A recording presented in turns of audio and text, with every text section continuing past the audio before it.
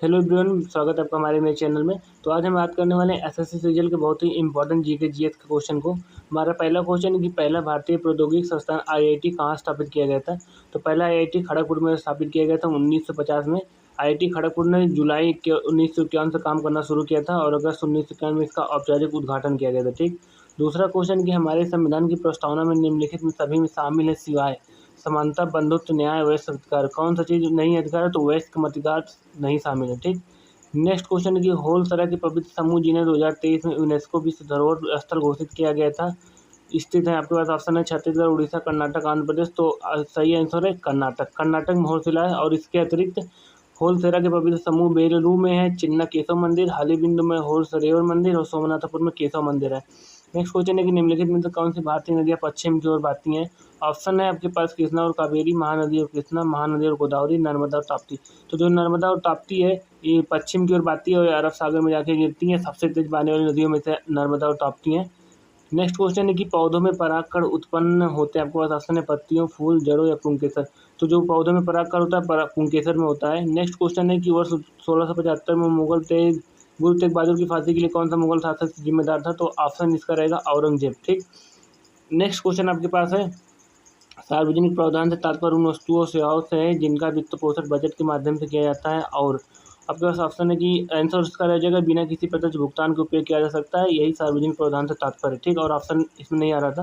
Next question है कि न्यूनतम समर्थन मूल्य की अवधारणा मुख्य रूप से निम्नलिखित में से संबंधित ऑप्शन है औद्योगिक माल, कृषि उत्पाद, मूल ढांचा परियोजना या शहरी विकास। तो जिसका सही आंसर रह जाएगा एमएसपी, कृषि उत्पाद से न्यूनतम समर्थन मूल्य। नेक्स्ट क्वेश्चन है कि निम्नलिखित में से कौन सी मांग चरमपंथियों की नहीं थी। चरमपंथी आपके पास ऑप्शन है संवैधानिक सुधार, स्वदेशी उद्योगों को बढ़ावा, पूर्ण स्वतंत्रता या पूर्ण स्वराज। तो जिसका सही आंसर है संवैधानिक सुधार, जिसको बाल गंगाधर तिलक। और व्याख्या में आपको मैं समझाता हूँ कि भारतीय राष्ट्रीय आंदोलन में बाल गंगाधर तिलक, बिपिन चंद्र पाल और लाला लाजपत राय जैसे उग्रवादियों ने याचिकाओं और प्रार्थनाओं के उदारवादी तरीकों को अस्वीकार कर लिया था, जिन्होंने संवैधानिक सुधारों की मांग की नहीं कि वो जो उदारवादी से जुड़े थे। इसके बजाय उन्होंने पूर्ण स्वराज, स्वदेशी, ब्रिटिश वस्तुओं का बहिष्कार और राष्ट्रीय शिक्षा की मांग की थी। ठीक। तो इस था संवैधानिक सुधार। ठीक। नेक्स्ट क्वेश्चन है कि संविधान की प्रस्तावना के अनुसार निम्नलिखित में से कौन सा शब्द क्रम सही है। आपके पास ऑप्शन है ढेर सारे। तो आपके संविधान आप प्रस्तावना तो आप जान ही रहे होंगे कि प्रस्तावना कि हम भारत को एक संप्रभुत्व समाजवादी धर्मनिरपेक्ष लोकतांत्रिक गणराज्य बनाने के लिए। तो इसका जो सही आंसर हो जाएगा ऑप्शन डी हो जाएगा, जो हमारी प्रस्तावना में है कि हम भारत को संप्रभुत्व समाजवादी धर्मनिरपेक्ष लोकतांत्रिक गणराज्य बनाने के लिए। तो इसका सही आंसर हो जाएगा।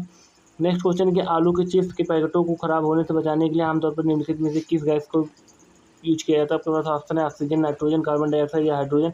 तो ऑप्शन रहेगा नाइट्रोजन का यूज किया जाता है। कैसे? देखिए, आलू के चिप्स के पैकेट को खराब होने से बचाने के लिए नाइट्रोजन गैस भरा जाता है, क्योंकि नाइट्रोजन एक निष्क्रिय गैस है। ठीक। जो पैकेट के अंदर ऑक्सीजन को विस्थापित कर देती है, ऑक्सीजन को समाप्त कर देती है। चूंकि ऑक्सीजन वसा और तेलों को ऑक्सीकरण को बढ़ाता है, जिससे वो चीज़ खराब हो सकती है। इसलिए नाइट्रोजन चूंकि ये निष्क्रिय है और ये आलू और चिप्स को लंबे समय तक ताज़ा और कुरकुरे रखता है। ठीक। नेक्स्ट क्वेश्चन है कि निम्नलिखित में से वह ब्रिटिश अधिकारी कौन था जिसने कानपुर में विद्रोह को दबाया था। आपके पास ऑप्शन है sir Colin Campbell, Henry Lawrence, general Hugh या रोजर लुकेसन। देखिए, 1857 में सर कॉलिन कैंपबेल ने कानपुर को विद्रोह से दबाया था। नेक्स्ट क्वेश्चन है कि निम्नलिखित में से कौन सा कथन सही नहीं है। ऑप्शन ए भारत के संविधान के तहत माता पिता का मौलिक कर्तव्य है कि वो भारत के नागरिक हैं और अपने बच्चों को 6 से 18 वर्ष की आयु की भी शिक्षा का अवसर दें। दूसरा है कि भारत के संविधान के अनुच्छेद 51 के तहत भारत के प्रत्येक नागरिक का कर्तव्य है कि वह राष्ट्रगीत का सम्मान करें। तो आपके पास ऑप्शन है कि नीचे दिए गए कोड का उपयोग करके सही उत्तर चुनिए। देखिए, आपके पास ऑप्शन है केवल बी, केवल ए और बी दोनों, ना ए ना बी। तो जो सही आंसर हो जाएगा ना ए ना बी। ठीक। नेक्स्ट क्वेश्चन की भारत में खरीफ मौसम में उगाई जाने वाली फसलों के समूह की पहचान करें। तो हो जाएगा मूंगफली और जौ। ठीक है, उड़द और कपास, उड़द और कपास बोया जाता है। नेक्स्ट क्वेश्चन है कि अक्टूबर 2024 को भारत ने 31 MQ-9B प्रेडेटर ड्रोन की खरीद के लिए किस देश के साथ $3.3 बिलियन के अनुबंध पर हस्ताक्षर किए। तो जिसका सही आंसर हो जाएगा संयुक्त राज्य अमेरिका हो जाएगा, जिसके साथ इन्होंने डील किया। नेक्स्ट क्वेश्चन है कि निम्नलिखित में से कौन सा सर्वोच्च साहित्यकार पुरस्कार उन भारतीय लेखकों को दिया जाता है जिन्होंने अब किसी भी आधिकारिक भारतीय भाषा में भारतीय साहित्य में योगदान दिया और उसे समृद्ध किया है। आपके पास ऑप्शन है कालिदास, ज्ञानपीठ, रविन्द्रनाथ टैगोर, साहित्य अकादमी। तो सही आंसर हो जाएगा ज्ञानपीठ पुरस्कार दिया जाता है। नेक्स्ट क्वेश्चन है कि देखिए, ज्ञानपीठ पुरस्कार भारत का सर्वोच्च साहित्यकार पुरस्कार है, जिसकी स्थापना 1967 में भारतीय ज्ञानपीठ ट्रस्ट द्वारा की गई थी। ठीक।